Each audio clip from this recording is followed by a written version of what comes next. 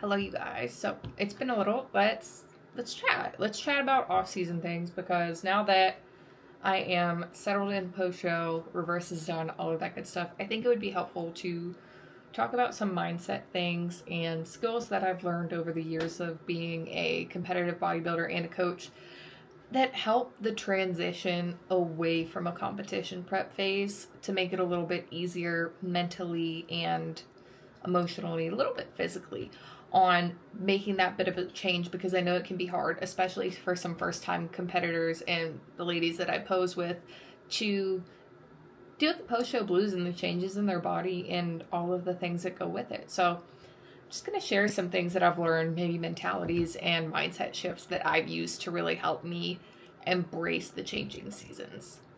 One of the main things that I hear a lot of my ladies struggle with is the changes that their bodies go through when they gain body fat back, and they get less used to seeing their body when it was competition prep lean, and they got used to seeing, new lows being what you focused on and weight dropping and everything like that. And then suddenly it has to go the other way. And a lot of what we all have been conditioned to in society is that gaining weight as a woman is bad.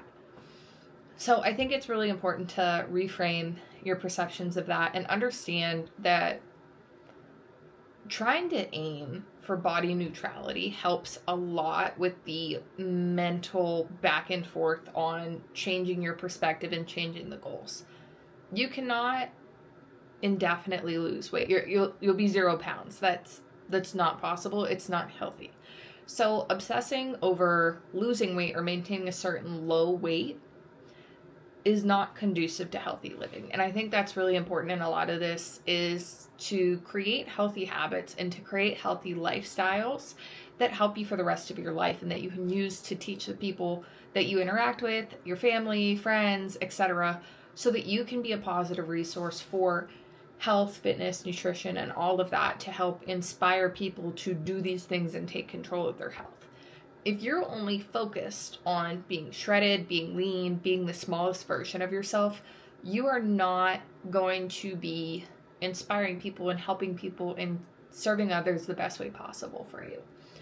And I think trying to steer it away from how you look and the worth of that, but more onto the worth of what habits can I learn, what things can I build, how strong and healthy can I make my body, is super important, because when we take it away from being so self-centered to community-centered and other-centered, we get more sense of self-fulfillment, and we're also not going to internalize and break things down. I think a lot of times when we're in prep, we're so hyper-fixated on every little thing that might be wrong with us or that we need to improve. And it can take us away from where true impact really is in our communication with others and our ability to teach people and inspire them and be that beacon for healthy lifestyle. So I know, as silly as it might sound, but it really does all start with how you talk to yourself. So taking away that negative mentality of beating yourself up and telling yourself, maybe you're not worthwhile, that XYZ with your looks, be positive. You would never say the things that you might say to yourself to someone else. So keep that in mind, is you have to be your own best friend and advocate for your own positive mental health in this.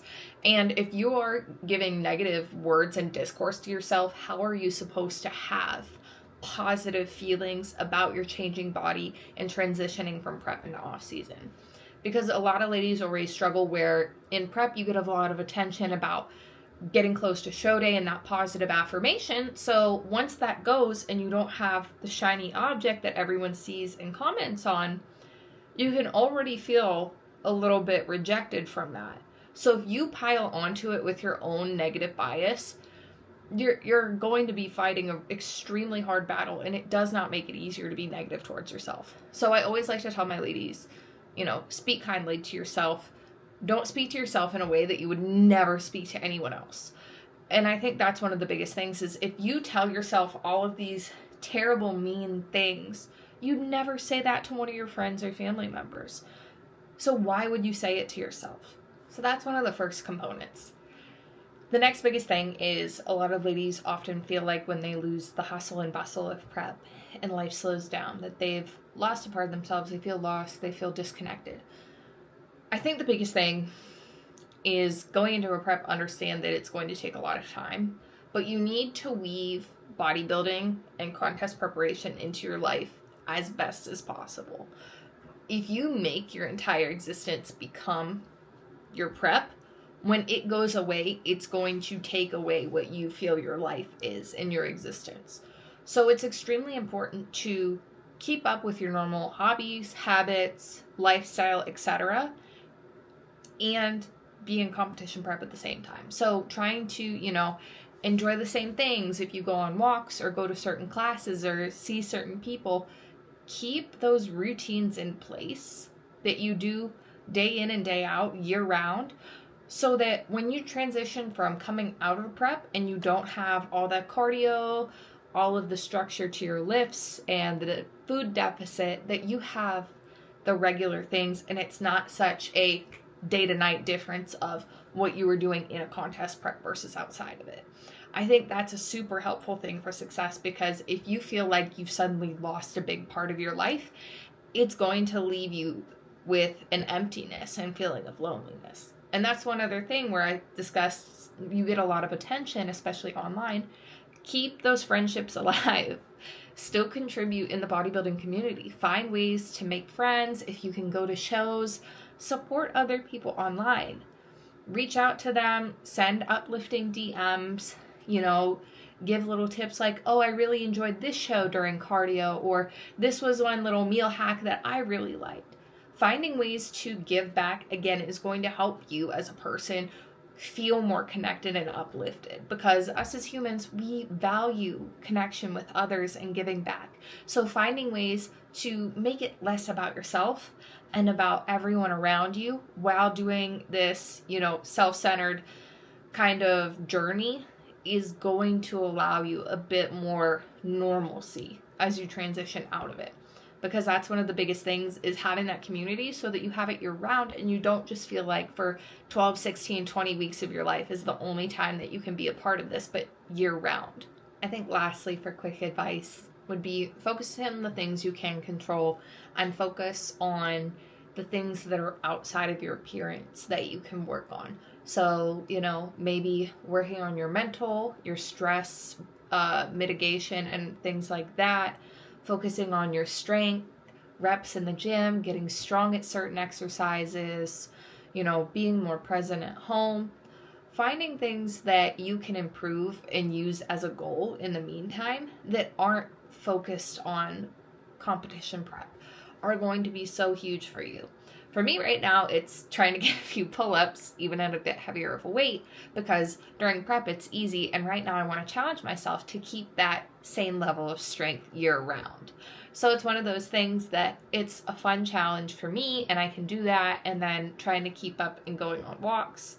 Other little things just so that I feel more fulfilled, because even though I make prep a part of my life, it becomes a lot of your day-to-day experience. And, I would take breaks from work to go on my walking pad, and where my steps aren't as high, I can use that time for other activities to give back more to myself and my family again. Not that I wasn't, but it gives you more time to really focus on the things that in prep you realized were super important to you and put back into them. So just finding, non-scale things, non-physical things for you to focus on that are still fitness related, that can keep you engaged and excited about this, find some way to give yourself outlets, because it can be really all encompassing, and bodybuilding is so wonderful and has given so much to my life. And I want other ladies to see that by finding a way to ingrain it and be able to not have such big ups and downs. If you can just ride the midline and not have your emotions be super high on prep, super low after, oh, hi, I did well, I did bad. If you can just kind of be like, things are hard at times, I'm rocking, things are awesome, I stay grounded. If you can ride in that middle ground, you will have a much better experience and have a lot more mental fortitude to get through whatever life brings at you. And I think that's one of the beautiful things, is it teaches you how to deal with those swings, but you have to be willing to have the adjustments happen and have the different seasons and not place such strict worth and weight on a given body look, stage outcome, or weight on the scale. And I think that's the biggest thing is you are not defined by any of those things, but there's so much more to you. And you can have so much more to you while bodybuilding and improving yourself. So don't be afraid that things will change. It's okay if you struggle, but you need to be nicer to yourself and take away some of those expectations on it must be this or that super rigid. So I hope that helps some ladies. I know when I was a earlier competitor, I was a lot harsher on myself.